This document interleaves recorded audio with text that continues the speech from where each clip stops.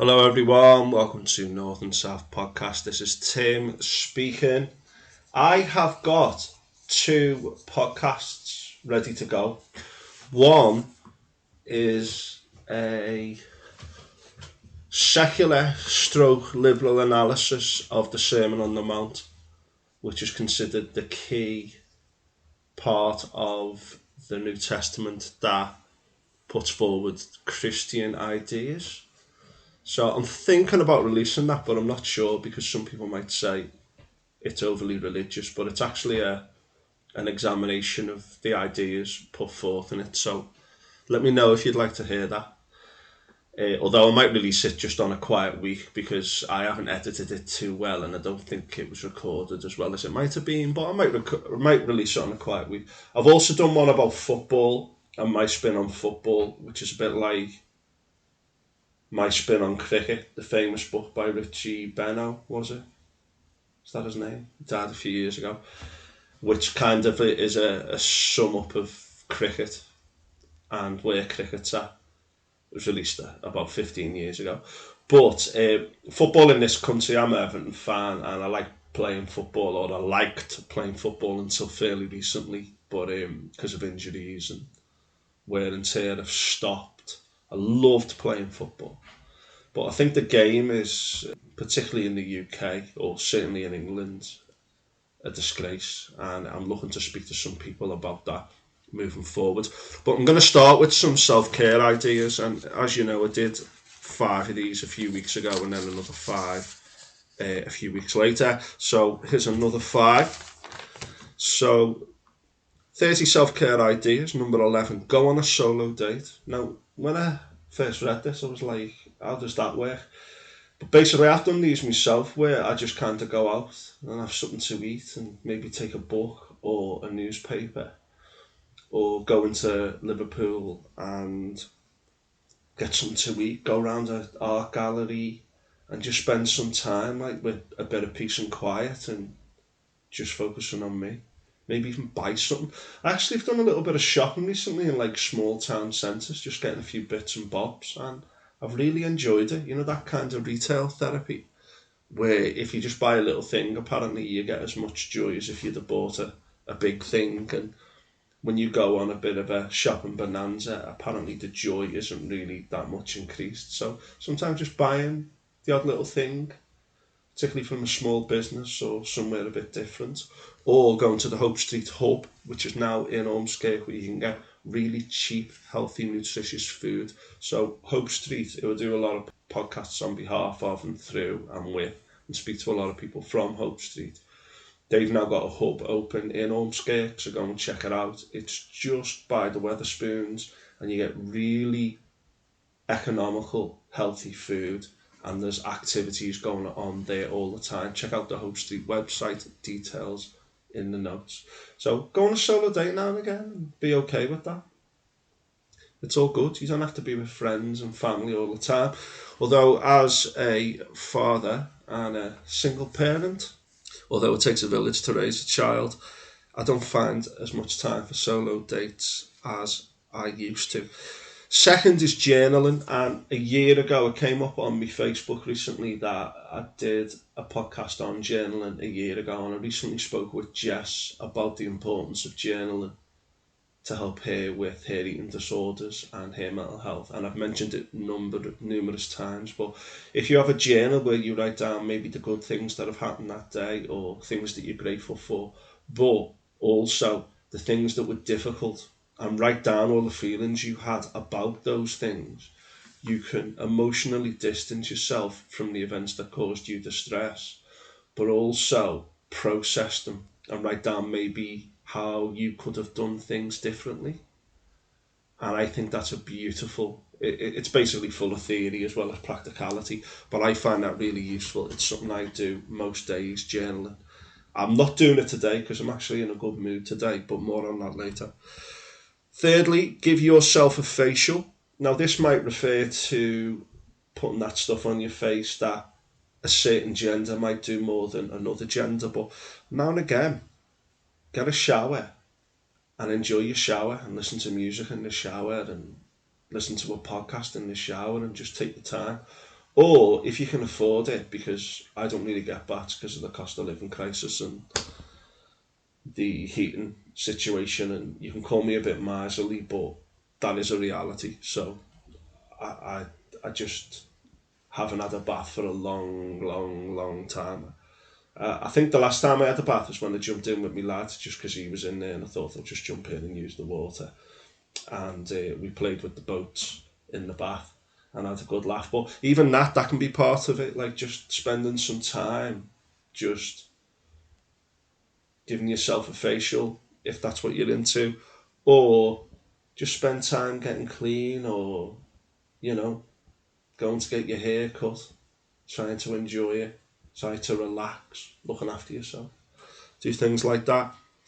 Also practice gratitude, and I try to think of three things I'm grateful for when I get up in the morning. The first three steps. I'm grateful for one, two, three, and it just challenges that negative mindset we sometimes have when we're grumpy in the morning. You can also do that in your journal. And fifth, and this is something I'm not good at, but I actually feel good when I do, is try a DIY project.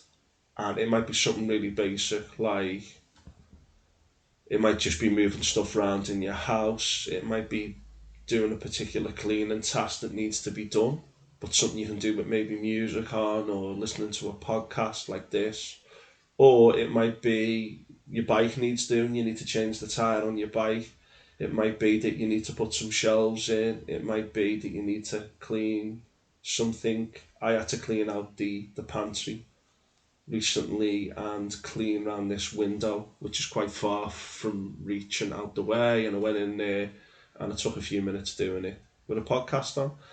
And it just gives you a chance to just be a bit mindful and do something that has a good outcome and that you feel good about afterwards. So there's five more self-care ideas, and I'll do the other 15 as time goes by. Anyway, the reason I'm in a good mood today is because I'm striking today, and you might not be someone who likes strikes, and that's fine. Don't strike. It's always interesting to look at the countries where strikes are allowed and the countries where strikes are not allowed, and notice some of the differences in quality of life between them. I think additionally, I went on a picket line this morning. It was just good to be with people who were standing together over the fact that education is being cut severely, that we've had government reforms which have had very limited impact, if any, cost a lot of money, and basically teachers' salary, and I'm sure every other educational worker's salary, it's been like a 15% pay cut or 20% pay cut since the credit crunch. Those things need to be addressed for our children's futures as well as everyone else's. And some of the rhetoric I see, like anti-union stuff, I mean, if you don't like striking, don't do it. If you don't want to be in a union, don't do it. But don't ban democratic activity where people exercise democratic rights. What kind of a country do you want to live in? And for goodness sake, the government of the UK, meet with unions and try to come to some kind of compromise instead of playing hardball. You might actually get more people voting for you at the next general election. Think of your own pockets at the next general election, if nothing else. So proud to be in a trade union, proud to be in the National Education Union, and proud to stand together with people and to exercise my democratic right. Because when people say the only democratic right you've got is through voting, they're trying to disempower you. Everything you do every day, the decisions you make, they are political activities. And if anyone tries to tell you otherwise, then basically they're trying to pull the wool over your eyes. Onwards and upwards. The other thing I want to speak about is conspiracy thinking and some of the strange people I'm now encountering on social media more and more. I've left loads of groups on Facebook and that. A lot of people are now talking in conspiracy language. And let's be honest, conspiracies happen all the time. But there needs to be evidence to support a conspiracy theory, and then it becomes accepted fact. And when I speak to people who come up with these outrageous conspiracy theories, which I'm not going to talk about now, and just unbelievable selective narratives linked ideology and a particular outlook on the world, It really is very desperate to see social media pushing people down these paths so much, and how it's affected political culture and the culture wars, whereby economic wealth, health service stuff is not considered important. And yeah, what gender you are and whether it's a female only toilet, people are going absolutely crazy over things for a very, very, very, very small minority of extreme cases where people might abuse the right to access a female toilet, etcetera, etcetera. Just absolutely crazy. And as people may know, people know me as a bit of a liberal, a bit of a lefty.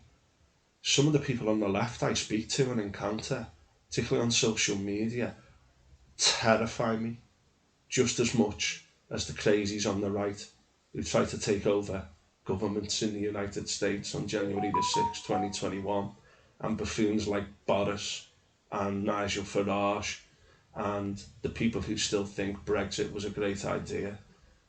Absolutely crazy, crazy stuff going on in the world. And all I can say is get educated and don't just have one source of media income. And be careful what you're looking at, by the way, because you just swamp your mind with nonsense.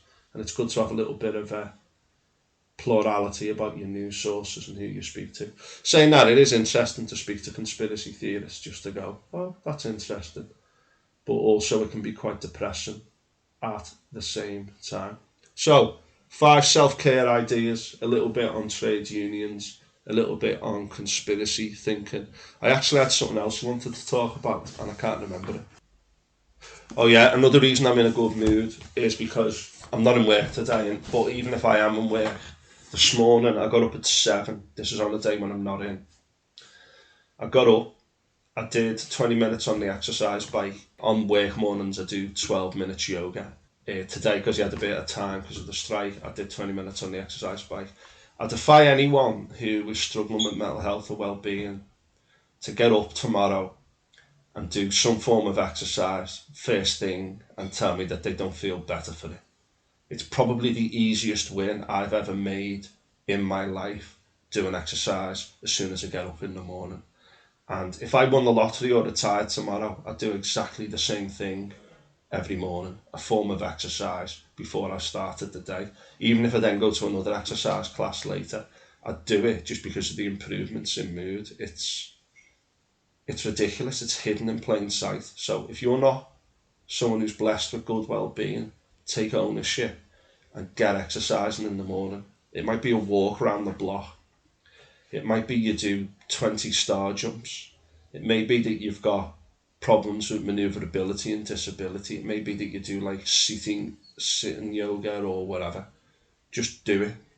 Whatever it is, do it and produce those positive endorphins and feel better. The other thing I did after that was I read the newspaper for a bit while having my breakfast. I like to take time eating in the morning and relaxing, and I actually get up a bit earlier so I can relax and eat my breakfast in the morning. Now, sometimes I'm up early with my son and I have to get him ready, so that's curtailed and it's lessened. But I still do it for 15 minutes, even on the days when I have to get up really early with my son to take him to nursery. So try to take time doing things that are good, like eating and reading the paper, whatever you're into. Spend time doing in the morning, things you enjoy, and factor that into your day. As the Stoics said, get ready for the morning the night before to make that as streamlined as possible, because it can be a very stressful time of the day, which you then carry through the day. Third is cold showers. I get a cold shower every morning. I'm probably in the water of the cold shower for about 60 seconds. And I always come out and feel warm afterwards and feel like I've had an immune response. And there's a lot of studies now saying that this is a good thing, and it definitely makes me more alert. So exercise, take my time eating, eat the right stuff. That's another story and another podcast. If you like reading the paper in the morning, spend a bit of time doing it, relaxing. Then get your cold shower and then get out there and take the world on and turn the world into the world that you want it to be. All joking aside though, there's 2 other little caveats I'd like to mention. The first is spending time with my son and how beautiful that is.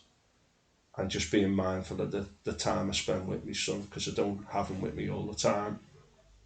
And when I'm with him, it's just a really special time to see him grow and hear the words he says and see the faces he pulls and hear him say little things and point to a book and remember things that he did many months ago and just have little conversations with him. He's only 3. They're really special moments, and it doesn't matter whether you've got children or not. The people who are in your family have those little special moments, particularly people you live with who you're that used to. You might not always have conversations with them. Try and have meaningful conversations with people, because we're not going to be here forever, folks. And try and heal any wounds. Right, there was a bit of a stream of consciousness aspect to this podcast today, but that was just the mood I was in. I don't know what I'm going to call this, because I did so many things in it that were a bit random, but listen to the way you speak to yourself and think, am I speaking well to myself? If other people spoke to me like that, would I have it? So, as part of your journaling, do you speak to yourself well enough? And if not, maybe work on that through your journaling, how you spoke to yourself that day, and how would you improve it? If someone said to me, now, are you a good teacher? I would find it really hard to say yes. But deep down, I know I am a good teacher. And although it's a tough job at times, I am a good teacher. Even though systemically you might sometimes feel like you're not, and you'll have bad days doing the things that you love and that you cherish and that you feel you're good at. What evidence have you got to support those beliefs that you hold and the way that you speak to yourself? And analyse them through your journaling. Are you giving yourself a chance? Are you dragging yourself down with your daily thoughts and your daily actions?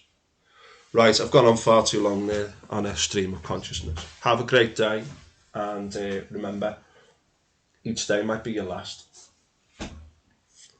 So live it like it is. Obviously without going on like crazy benders or anything like that, but in a sustainable way, live every day like it's your last.